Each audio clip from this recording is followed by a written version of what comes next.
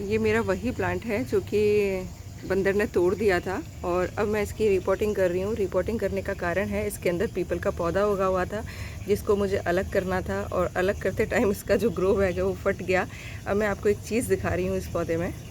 एक तो देखिए प्रकृति अपने आप को खुद हील कर लेती है। आप देख पा रहे होंगे ये जो जॉइंट हैं दोनों के दोनों बंदर ने बिल्कुल अलग कर दिए थे। आप देख पा रहे होंगे क्लियरली ये हिस्सा और ये हिस्सा बिल्कुल बंदर ने अलग कर दिया था। मैंने उस टाइम ये मूली से बांध दिया था और बांधने के बाद में देखिए ये वापस से लग गया। तो ये जो ग्राफ्टिंग करते हैं वो यही तरीका अपनाते हैं और चीज़ें देखिए कितने अच्छे से मैनेज हो जाती हैं। अब मैं आपको एक चीज़ जो दिखा रही हूँ मेन, मैंने इस क्योंकि ग्रो बैग फट ही गया है तो मैंने कहा सोचा आपको दिखा देती हूँ। मैं देखिए आपके साथ शेयर करती हूँ कि मैं हमेशा पॉट्स में नीचे ड्राई मटेरियल भरती हूँ। उसमें किचन वेस्ट होता है, लीव्स होती हैं और लकड़ियों के जो पीसेस होते हैं वो होते हैं। सारे के सारे तकरीबन साल भर तक डिकम्पोज्ड होने में लगाते हैं और पौधे को 1 साल तक के लिए भोजन मिल जाता है। अब आप देखिए एक ये लकड़ी का पीस है, यानी कि लकड़ी की बार्क है, पेड़ों की जो छाल होती है वो है और आप देख पा रहे होंगे ये बिल्कुल वाइट है, फंगस है एक्चुअली ये।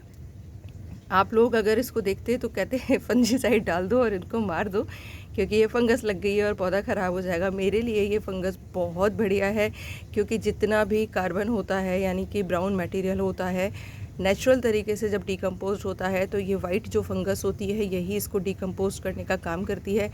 चूँकि मैं कोई भी केमिकल नहीं डालती हूँ तो ये सारा का सारा नेचुरल तरीके से प्रोसेस होता है, डिकम्पोज्ड होता है और पौधे को भोजन देता रहता है। तो आप देख पाएंगे कि जितना भी मटेरियल है इसमें देखिए ये लीव्स हैं और ये डिकम्पोज हो चुकी हैं क्योंकि ये एक जगह रखी हुई हैं तो धीरे धीरे करके जो पौधे मिट्टी के अंदर रहने वाले जीव हैं इसको धीरे धीरे करके डिकम्पोज कर रहे हैं और पौधे को भोजन दे रहे हैं। तो अगर इस तरीके की फंगस आपको अपने पौधों में जो ड्राई मटेरियल आप डालते हैं उसमें दिखती है तो इसे हटाइएगा मत, यही है जो इस चीज़ को डिकम्पोज करेगी।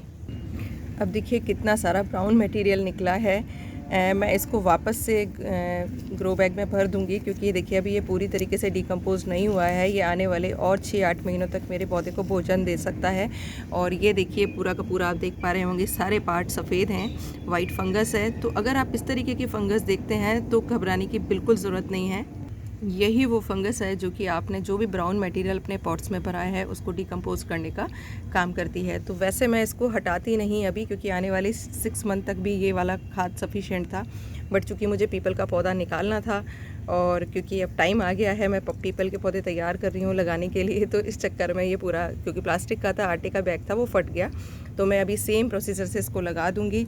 नीचे ये सारा का सारा ब्राउन मटेरियल भर दूंगी, थोड़ा सा फ्रेश किचन वेस्ट कंपोस्ट जो डिकम्पोज हो चुका है वो भर दूंगी और इस पौधे को लगा दूंगी जिससे कि आने वाले टाइम में ये बहुत अच्छे से फ्लावरिंग कर सके।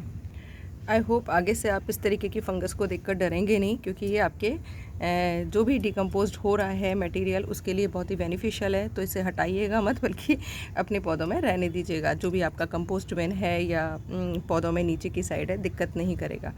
तो आई होप क्लियर हो गया होगा मैसेज, और क्लियर हो गया है तो ध्यान रखिएगा आगे से। Thank you.